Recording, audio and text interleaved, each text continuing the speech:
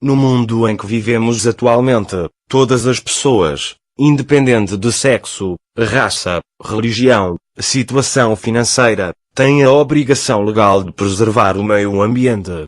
Pois é do meio ambiente que nós, seres humanos, tiramos nossos alimentos, nosso sustento, e é o nosso habitat natural.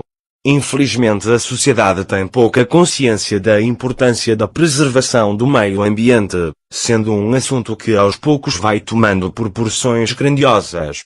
Tal consciência, que podemos chamar de humanitária, vem nos ensinar a conviver harmoniosamente com a natureza.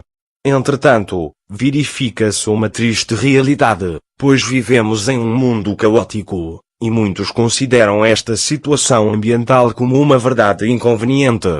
A consciência refere-se ao resultado de esforços combinados, desde os efetuados por lideranças científicas nos diversos campos da investigação até pelos setores técnicos de aplicação de conhecimentos, pelos quadros de decisão política e pelo contexto social. Para alguns estudiosos, a consciência é uma forma de pensar, de conhecer, de saber, afinal de viver. A proteção do meio ambiente é um pressuposto valioso para o entendimento de um outro valor fundamental, o direito à vida. Se não tivermos o meio ambiente, de onde tiramos nossos alimentos, nosso sustento, os materiais para a construção civil, ou seja, o meio ambiente, nos dá todos os recursos naturais dos quais precisamos para sobreviver neste planeta que se chama Terra, o planeta azul.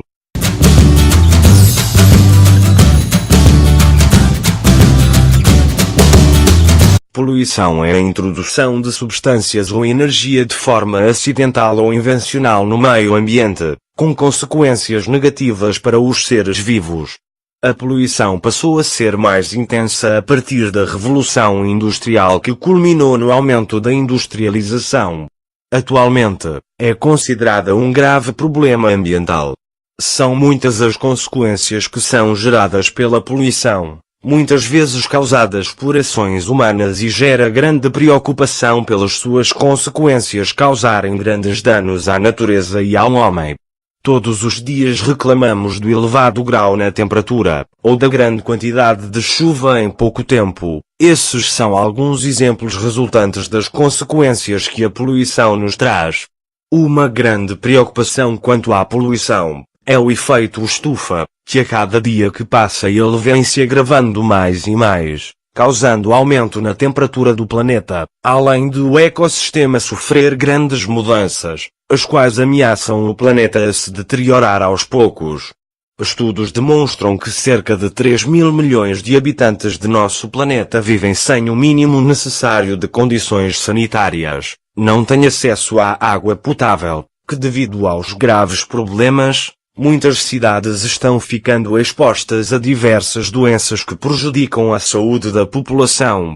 O ar, outro fator indispensável à sobrevivência dos seres humanos, como também de todo e qualquer ser vivo, está sendo comprometido principalmente devido à grande frota de veículos automóveis, assim como as indústrias, que acabam libertando diversos poluentes na atmosfera, estando entre eles o monóxido de carbono, dióxido de enxofre, hidrocarbonetos, que ao se misturarem com o oxigênio, geram a produção de gases totalmente prejudiciais ao bem-estar de pessoas, causando grandes e consideráveis danos na saúde e originando grandes alterações no ADN das células, que pode provocar cancro.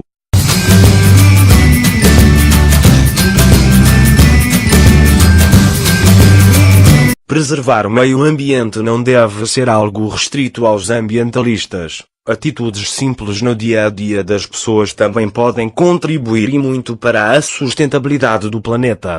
Em casa, uma alternativa é separar o lixo reciclável do comum, o que causa um grande impacto positivo no meio ambiente, visto que alguns materiais não recicláveis, como papéis adesivos, demoram mais de 100 anos para se decompor. Atitudes fora de casa também evitam problemas ambientais.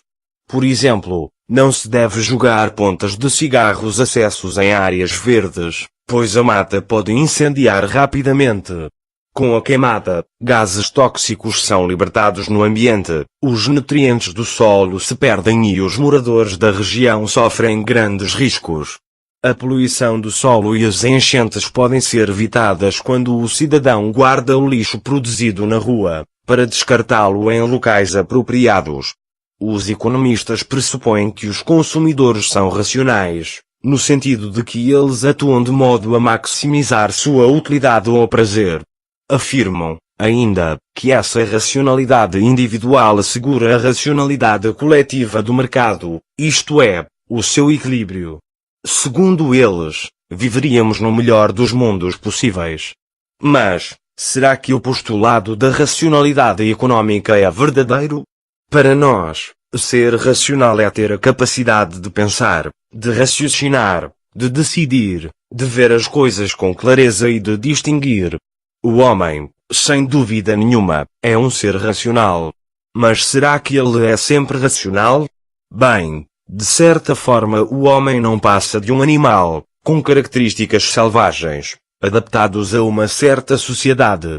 O que distingue o homem das outras espécies é a sua capacidade de atribuir significados, sentidos às ações, criar vínculos de maneira natural e o poder de sentir sentimentos e emoções, enfim poder usar o seu neocórtex, o novo cérebro, que só o ser humano e alguns dos seus primos, os primatas, possuem. Nos últimos tempos temos assistido a ações do homem que nos levam a pensar que ele nem sempre é racional.